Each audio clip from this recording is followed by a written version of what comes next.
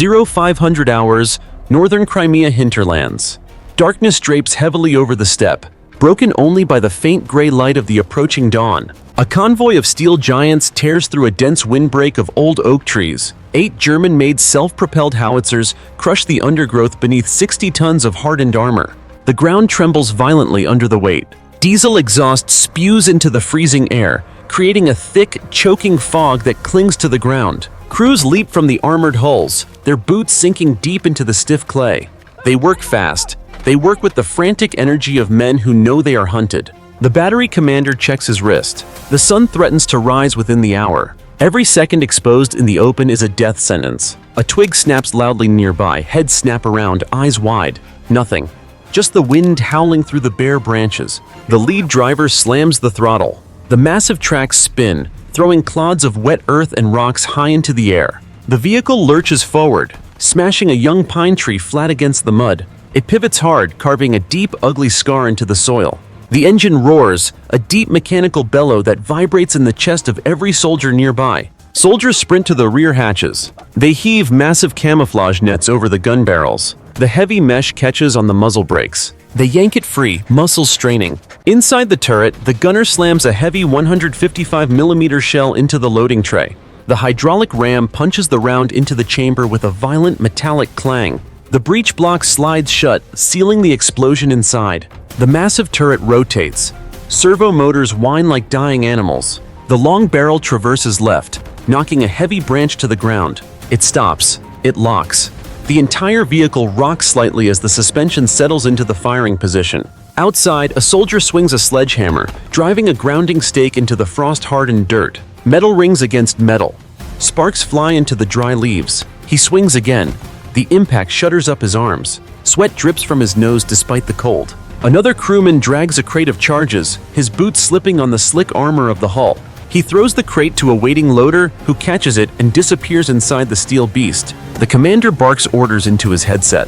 He demands wider spacing. "Spread out!" he yells over the lingering engine noise. "Give me 50 meters." The drivers acknowledge. Engines rev again.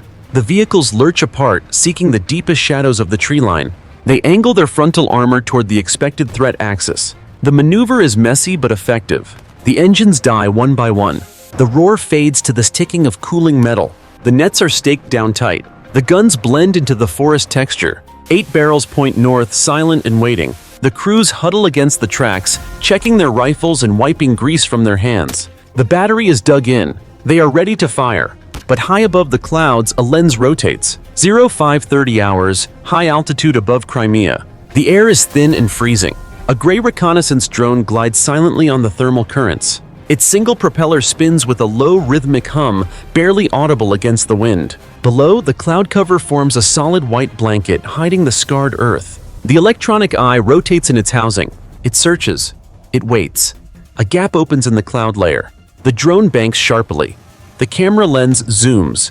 It pierces the morning mist. On a screen miles away, the dark forest floor resolves into focus. The image flickers. The camera pans across the tree line. It ignores the rocks. It ignores the river. It stops on a cluster of heat. The thermal sensor glows bright white. The massive engines of the self-propelled guns are still hot. They radiate heat like bonfires against the cold ground. The camouflage nets are useless against the infrared gaze. The drone circles tighter. The camera stabilizes. It captures the distinct boxy shape of a turret protruding from the leaves. It frames the 8 distinct heat signatures. A laser designator activates. An invisible beam paints the lead vehicle.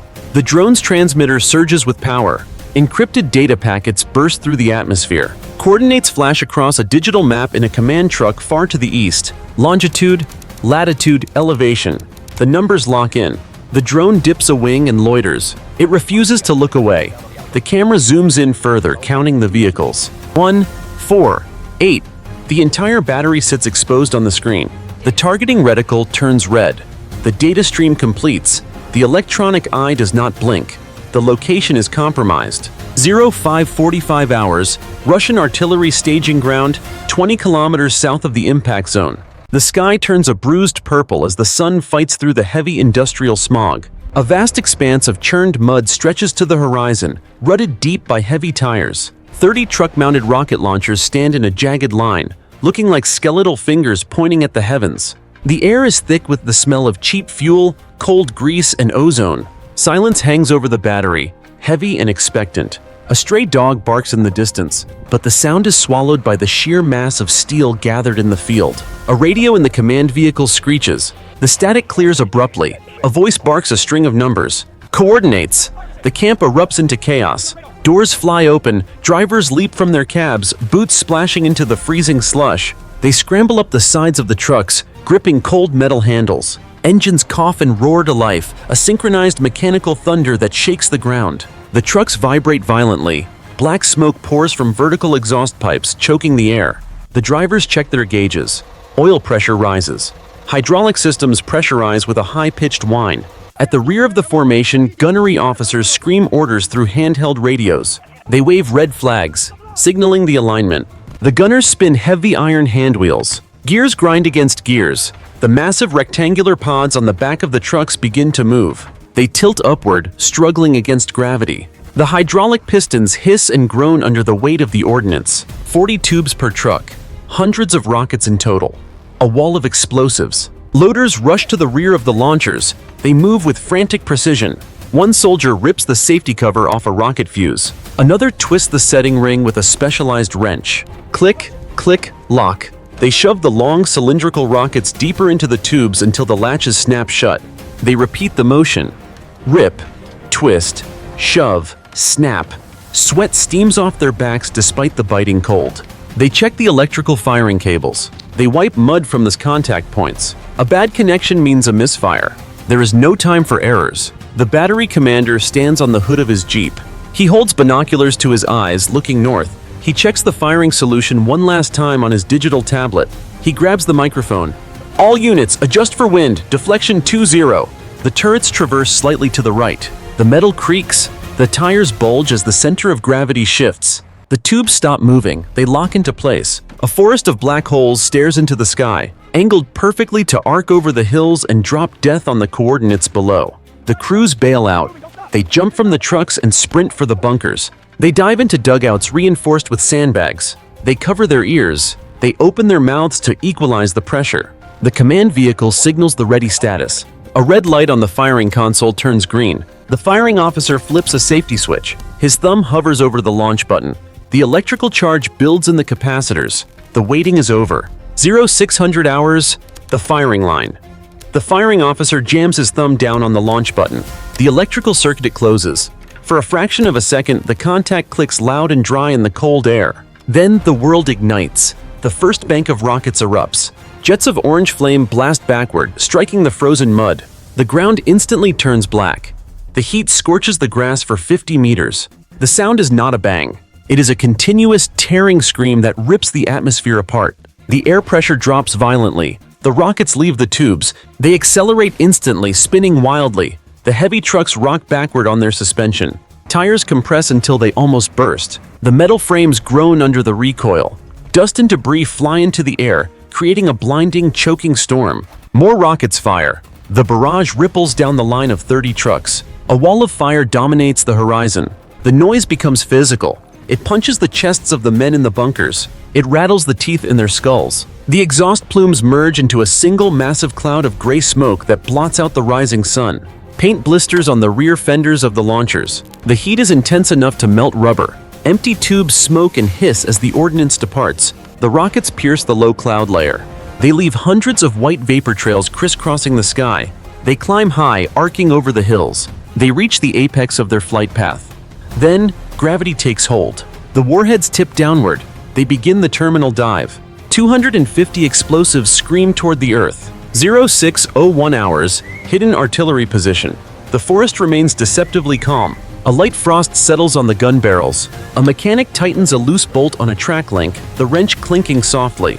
Beside the command vehicle, a portable counter-battery radar dish spins rhythmically. It sweeps the southern horizon, searching the empty sky. Suddenly, the radar console inside the command track lights up. A solid wall of red dots floods the screen. The tracking software fails to count them all. The operator stares at the display for a split second. His hand slams onto the alarm button. A jagged electronic siren screams across the clearing. The sound cuts through the morning mist like a knife. The mechanic drops his wrench. He looks up. The distant rumble is no longer distant. It sounds like a freight train tearing through the sky, growing louder every second. A low-pitched vibration shakes the leaves off the trees. "Incoming!" an officer bellows. His voice cracks. The camp explodes into panic. Soldiers abandon their breakfast rations. They sprint toward the armored hulls of the self-propelled guns. Boots slip on the wet clay. Men slide, scramble, and claw their way up the steel sides of the vehicles. Loaders throw themselves into the rear hatches. Commanders yank the heavy steel doors shut. The locking wheels spin. Clang, clang. The seals engage. Those caught in the open dive for the foxholes. They hurl their bodies into the shallow pits. They press their faces into the freezing mud. They pull their knees to their chests and cover their heads with their hands. The air pressure drops rapidly. The sound shifts from a rumble to a high-pitched shriek. It pierces the ears. It is the sound of air being ripped apart by supersonic metal. The sky above the tree line turns dark with smoke trails. The birds stop singing. The wind stops blowing. For one heartbeat, the world holds its breath. Then, the first rocket finds the Earth. 06:02 hours, the perimeter. The first rocket slams into the Earth. It strikes the root system of a massive oak tree at the edge of the clearing. The impact fuse triggers instantly. The ground heaves upward. The explosion shears the tree off at the stump. Wood splinters the size of spears fly in every direction. The trunk cartwheels through the air, smashing into the undergrowth. A crater 5 meters wide opens up in the mud. Smoke billows out, black and oily. Then the rest arrive. 3 more warheads impact in quick succession. Crump, crump, crump. The shockwaves merge into a single concussive hammer blow. The blast pressure flattens the tall grass. It strips the leaves from the surrounding bushes. A wall of dirt and rock sprays over the dug-in position. Shrapnel screams through the air. Jagged pieces of hot steel slice through the camouflage nets. They ping violently off the hardened armor of the self-propelled guns. Sparks shower down like fireworks. One fragment tears through a fuel jerry can strapped to a rear fender. Diesel sprays out, coating the ground. In the foxholes, the soldiers curl tighter. The ground bounces beneath them. Dirt rains down, burying their legs. The noise is deafening. It presses against their eardrums. It vibrates in their lungs. They press their helmets into the mud. They do not look up. To look up is to die. A near miss lands 10 meters from the number 3 gun. The explosion lifts the 40-ton vehicle on its suspension. The tracks slam back down with a bone-jarring crash. The optics glass on the commander's periscope cracks. The external machine gun mount twists into scrap metal. The barrage has found its range. 06:05 hours, center of the battery. The barrage tightens. The randomness ends. A rocket screams out of the smoke, darker and faster than the others. It slams directly into the roof armor of the number 4 self-propelled gun. The warhead detonates on contact. The shaped charge jet burns through the top steel plating like a blowtorch through paper. Molten copper sprays into the crew compartment. It ignites the propellant charges stored in the autoloader. The result is catastrophic. The pressure inside the hull spikes instantly. The welds fail. The massive turret, weighing 20 tons, lifts off the chassis. It spins in the air, trailing a streamer of fire. It crashes upside down into the mud 10 meters away. The gun barrel buries itself deep in the earth, bent at a 90-degree angle. The hull remains, a hollowed-out volcano spewing a vertical column of flame 50 feet high. To the left, another rocket strikes. It hits the engine deck of the number 6 gun. The explosion rips the power pack apart. Diesel fuel sprays onto the hot exhaust manifold. A fireball engulfs the rear of the vehicle. The fire suppression system triggers, venting white halon gas, but the heat is too intense. The magnesium alloy wheels catch fire.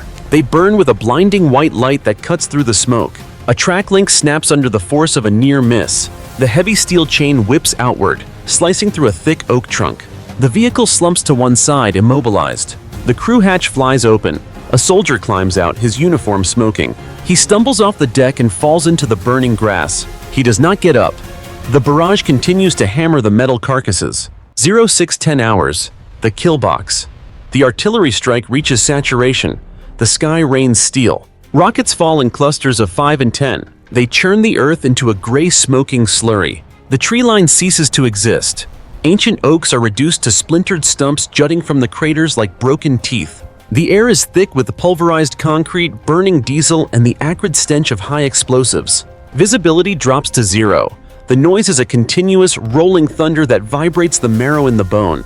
The remaining 6 self-propelled guns take punishment they were never designed to survive. Shockwaves hammer the chassis repeatedly. Armor plates warp and buckle under the unrelenting thermal stress. External sensors, antennas, and storage racks are stripped away by the blast wind. Metal fatigue sets in, welds crack, bolts shear off. One gun attempts to reverse. The engine whines, pushing the RPM to the red line. It lurches backward out of its dugout, tracks clawing for traction on the loose soil. It exposes its thinner belly armor. A rocket impacts the ground directly beneath the front drive sprocket.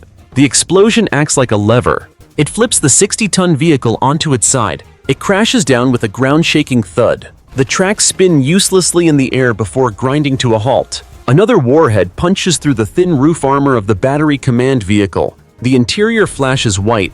The rear door blows off its hinges, tumbling across the clearing. Fire pours out of the hatches. The ammunition tender truck, parked near the edge of the clearing, takes a direct hit. The secondary explosion is massive.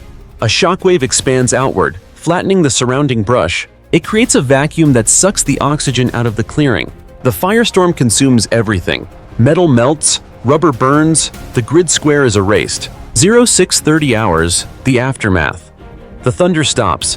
The last echo fades into the rolling hills, swallowed by the distance. Silence returns to the steppe, but it is not peaceful. It is the heavy, suffocating silence of a graveyard. The wind shifts. It pushes the wall of black smoke to the south. The sun finally breaks through the haze, casting long, harsh shadows across the scar on the earth. The forest is gone. In its place lies a moonscape of churned mud, gray ash, and overlapping craters. The ground smokes, radiating heat that warps the air. 8 distinct pyres burn in the mud.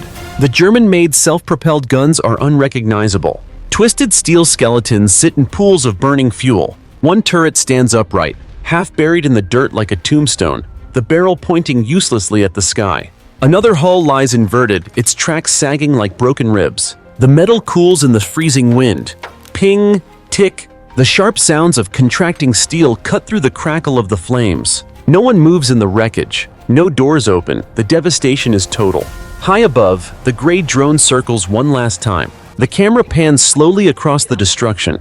It ignores the fires, it ignores the smoke, it counts the wrecks. Target 1, destroyed. Target 2, destroyed.